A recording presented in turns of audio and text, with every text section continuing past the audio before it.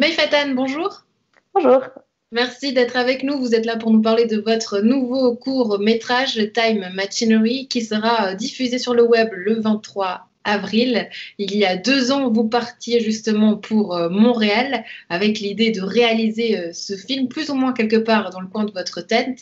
Mais c'est un film qui va se réaliser en coproduction avec le Kino Montréal. Comment ça s'est passé? Expliquez-nous. Alors, disons que le Kino Montréal a cette particularité, c'est des sortes de laboratoires en fait où ils invitent des réalisateurs autant locaux que internationaux. Et en fait, le challenge, c'est vraiment de réaliser des films en très très peu de temps par rapport à des productions qui sont, on va dire, classiques, qui peuvent prendre plusieurs mois, voire une année à se financer et tout. Et là, c'était vraiment, moi, je suis arrivée là-bas, j'étais jet lag, 4 jours plus tard, on tournait et puis on a tourné de nuit et puis le jour d'après, le film devait être prêt, quoi. Donc c'était hyper hyper intense et puis, je suis très heureuse d'avoir pu le faire en tout cas.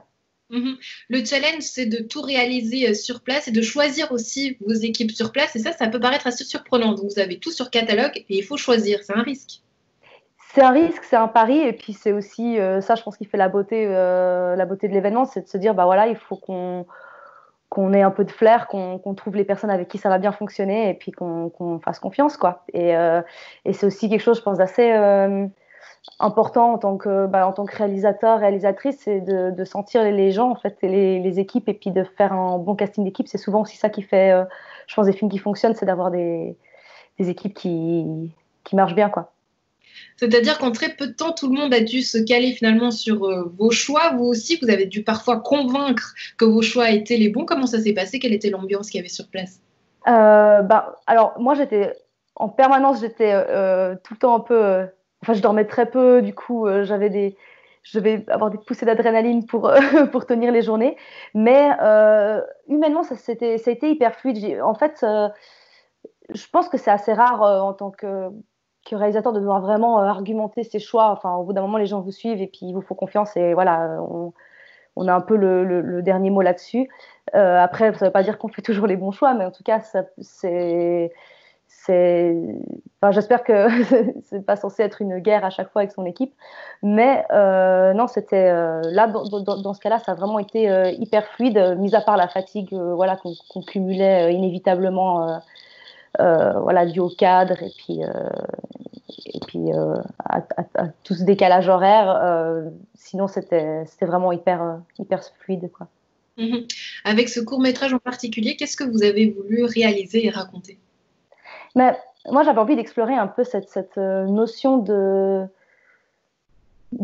comment, en fait, quelqu'un qui était touché par une forme de démence ou de maladie mentale allait, en fait, percevoir le monde autour de lui ou d'elle pour justifier, en fait, ce qui arrive et pour justifier les choses qui lui manquent. Et en fait, voilà, j'ai pas envie de trop spoiler, mais disons que c'est c'est un peu se laisser porter par le personnage, par sa vision des choses, et puis se rendre compte qu'en fait, on est tous hyper vulnérables à ça, et qu'en fait, quand il peut nous manquer certaines pièces de notre histoire, et ben évidemment, on va tous avoir tendance à se perdre un peu là-dedans. Mhm. On peut lire, vous le présentez de la forme suivante, un court métrage de fiction au code SF. On a donc un peu de science-fiction qui vient là-dedans par petites touches, c'est ça? Oui, en fait, pour moi, c'était plus un exercice de style de mener le spectateur sur une fausse direction, de partir sur quelque chose de très voilà, de très science-fiction, voyage dans le temps, l'imaginaire qu'un enfant peut avoir pour finalement revenir à quelque chose d'hyper concret, d'hyper vrai, quoi, au final, et puis de quelque part un peu dramatique de notre condition humaine, finalement, et puis que on a beau avoir tous ces rêves autour, à la fin, la réalité, elle nous rattrape quand même. Vous avez choisi de travailler avec un compositeur suisse au niveau musical. La musique est venue par après, ce qui peut paraître assez surprenant, parce que pourtant, quand on l'entend, quand on le voit, on a l'impression qu'elle est choisie dès le départ. Alors, bah, je pense que c'est tout le talent d'un compositeur, en fait, c'est de créer des musiques sur un film voilà, qui marche parfaitement avec l'image et qu'en fait, on sente la musique sans qu'elle prenne forcément le dessus, sans qu'elle étouffe, en fait, la narration. C'était une superbe collaboration du coup avec le réalisateur Grégory Terefkowski qui est domicilié à la Chaux-de-Fonds. Et voilà, je trouve qu'il a vraiment eu la bonne sensibilité et la bonne touche en fait sur ce film. Une fois ce film réalisé, il a tourné pas mal en festival. Après plus d'un an de tournée, vous revenez notamment en Suisse avec plein de projets en tête. Mais aujourd'hui, quelle est la suite pour ce film? Alors voilà, aujourd'hui, le film a fait un peu sa vie en festival. C'est vrai qu'après un certain temps, quand les films sont trop vieux, entre guillemets, ils sont plus éligibles en festival. Et donc voilà, maintenant l'idée, c'est de le rendre enfin disponible publiquement sur Internet, quoi. Et donc tout ça, ce sera pour le 23 avril. J'aimerais savoir, qu'est-ce que vous retenez de toute cette expérience? En quoi elle vous a été utile dans votre manière de travailler pour le futur? Comme chaque expérience, au début, on a toujours un peu... voilà, en tout cas, moi, j'appréhende plein de choses. J'imagine tout ce qui peut mal se passer. J'essaye de combler un maximum de ces choses. Et je pense que j'ai vraiment été agréablement surprise, en fait, de comment les choses se sont faites avec les gens là-bas. Le fait de pouvoir, en fait, réussir à ramener des gens derrière un projet, de les convaincre, de réussir à finir le projet, après avec ses qualités, ses défauts évidemment, mais voilà, d'arriver avec quelque chose qui soit terminé et abouti. Et je pense que ça m'a donné aussi beaucoup de confiance, en fait, de juste faire des projets à l'étranger avec des équipes que je connais pas et de me dire que d'une certaine façon, on trouvera une façon de travailler qui va fonctionner. Donc c'est plutôt rassurant. D'ici quelques jours aura lieu Vision du réel, festival de film international qui aura lieu cette année entièrement en ligne. En tant que réalisatrice, qu'est-ce que vous en pensez? C'est difficile. Je pense que tous les festivals, j'en ai vu d'autres aussi, beaucoup qui ont dû, ma foi, s'adapter pour pouvoir offrir aux gens leur programmation. Et voilà, les films sont de toute façon là et le but, c'est que les films soient vus. Après, c'est vrai que pour moi, l'aspect des festivals que j'aime principalement, c'est les rencontres avec les autres réalisateurs, avec des producteurs, avec des gens du métier, même avec le public. En fait, c'est aussi cette façon que les gens puissent poser directement des questions, puissent interagir directement avec nous. Et c'est vrai que évidemment, un festival en ligne, c'est pas idéal. Après, vu la situation, on fait le mieux qu'on peut avec les cartes qu'on a, évidemment. Mais voilà, j'espère que pour tous les festivals, ils pourront bientôt garder cet esprit qui est l'esprit des festivals, de juste réunir les gens vraiment ensemble, pouvoir échanger sur des films, sur des thématiques et puis sur plein d'autres sujets. Maï Fatane, merci beaucoup d'avoir partagé ces quelques instants à nous. Portez-vous bien. Merci, pareillement. Et à la maison, donc, l'occasion de découvrir tout de suite en images le court-métrage Time Machinery. Bon visionnage.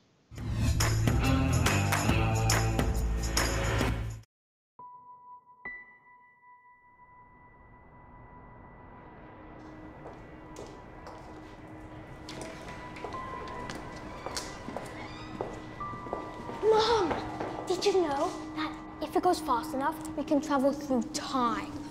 What a wild idea. It's true. Scientists are working on it. You take those comics too seriously, my love.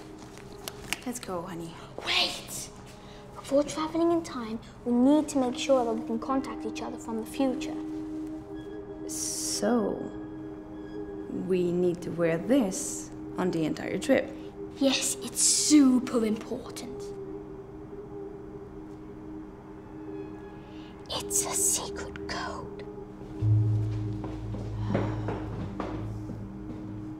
It's our phone number.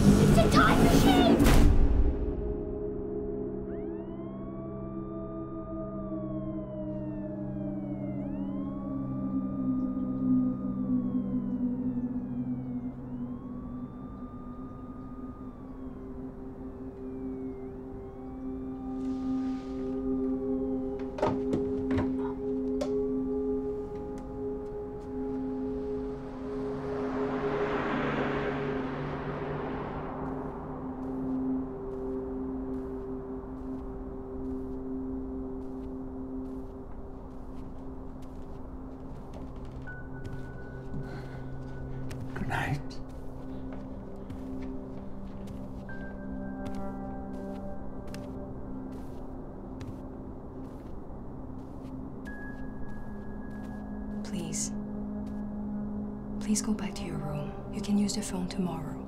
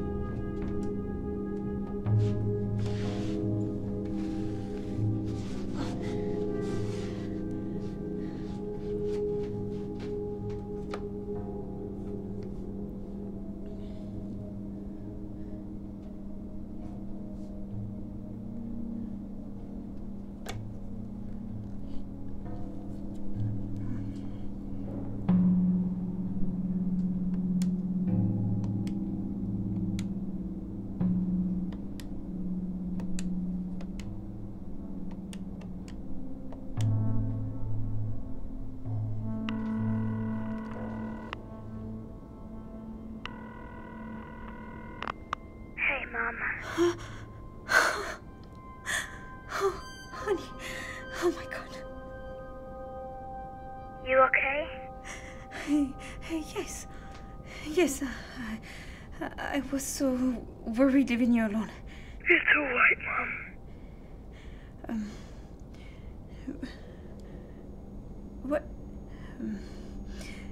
What was your story about time traveling? Can you explain it to me again, honey? There isn't... I mean... Did you ask the nurse before calling me? Sorry? I mean... Never mind. I'll come visit you with the kids tomorrow. What? Stop talking nonsense. Stay home safe. I'll be there in a short while. Mom, please. You remember we talked about this before, right?